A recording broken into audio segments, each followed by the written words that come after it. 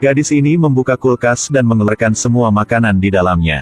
Lalu dengan hati-hati memasukkan neneknya ke dalam. Agar tidak ada yang tahu, dia lagi memasukkan semua makanan ke dalamnya untuk menutupi tubuh neneknya. Dia benar-benar kejam.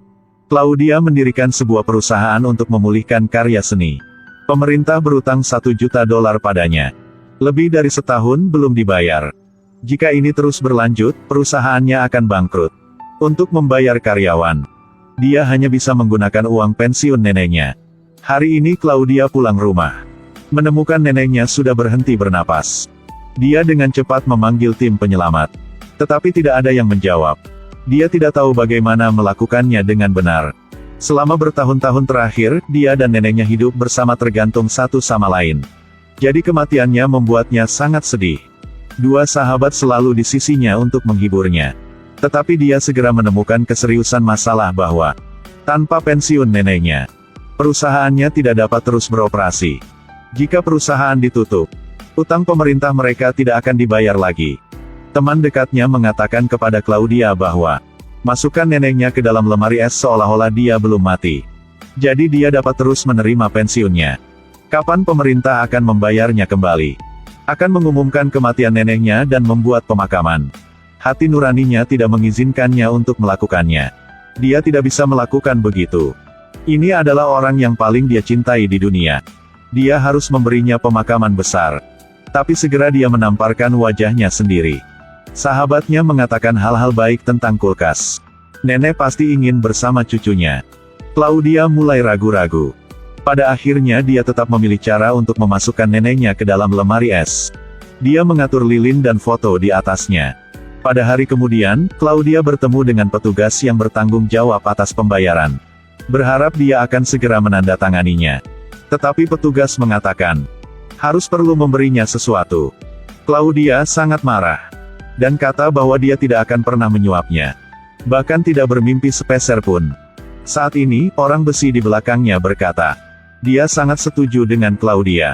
Oh, jadi dia adalah polisi Simon. Untuk menangkap penyuap. Dia sudah berdiri di sana selama 3 hari. Ketika melihat dia dibawa ke penjara, Claudia dengan cepat mengejarnya. Menyuruhnya untuk menandatangani. Simon katakan bahwa dia Dufa ditangkap jadi tidak bisa. Sambil berjuang Claudia mendorong Simon menuruni tangga. Claudia digugat karena menyerang seorang petugas polisi. Dia segera pergi ke rumah sakit untuk mengunjungi Simon. Simon sekali lagi jatuh cinta pada Claudia yang cantik ini. Jadi langsung merobek surat itu. Simon seorang workaholic. Dia mengkhususkan diri dalam semua jenis kejahatan. Telah bekerja keras selama 10 tahun. Tidak pernah mengambil hari libur. Untuk tidak melewatkan satu penjahat apapun. Dia selalu muncul dengan kejutan. Ini adalah pernikahan paling aneh yang pernah aku temui. Pengantin adalah seorang wanita berusia 80 tahun. Yang harus memakai ventilator untuk bertahan hidup setiap hari. Dan pengantin pria hanyalah seorang pemuda yang baru berusia 20. Simon berpura-pura menjadi pendeta gereja.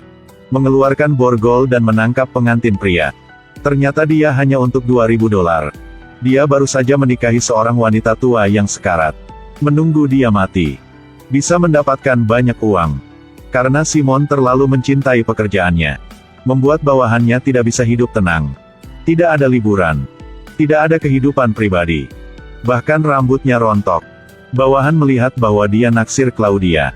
Jadi memutuskan untuk merencanakan agar dia dicintai.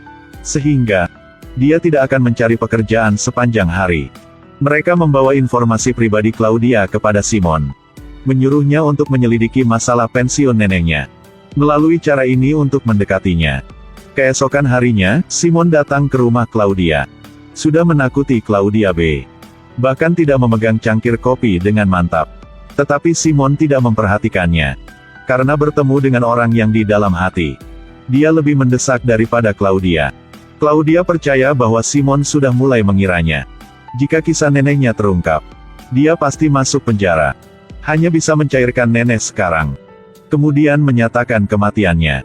Kalau gitu kejahatannya tak akan ditetapkan. Tapi mencairkan 500 gram membutuhkan waktu 2 jam. Kalau mencairkan neneknya dengan berat 70 kg, dibutuhkan 15 jam. 3 orang bilang lalu mulai lakukan. Segera bawa nenek keluar untuk mencairkannya.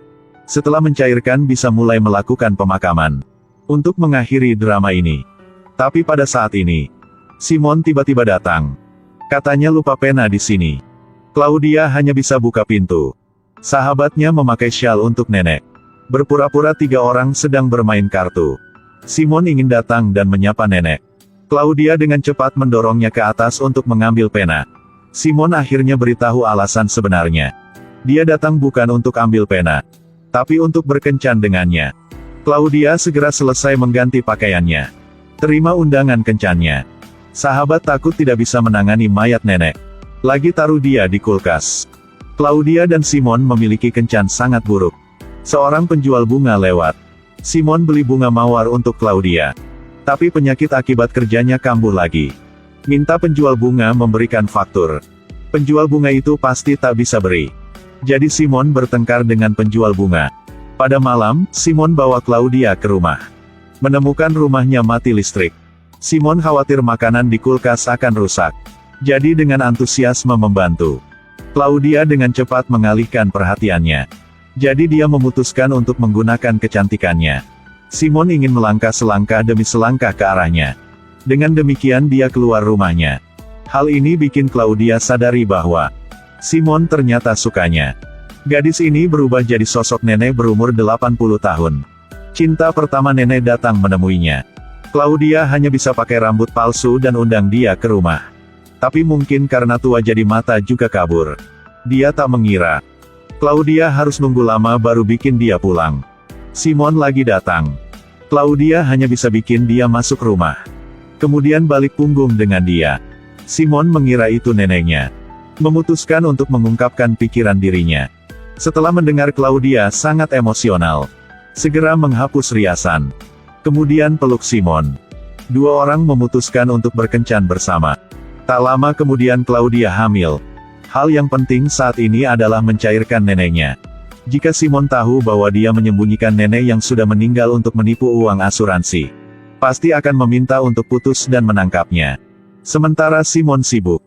Mereka memutuskan bawa nenek ke rumah sahabat untuk mencairkan. Tak menyangka bahwa di tengah jalan bertemu dengan Simon. Setiap kendaraan yang lewat harus diperiksa. Simon adalah orang yang benar. Istri sebelumnya karena tak memberikan tagihan kepada tamu jadi telah dilaporkan olehnya.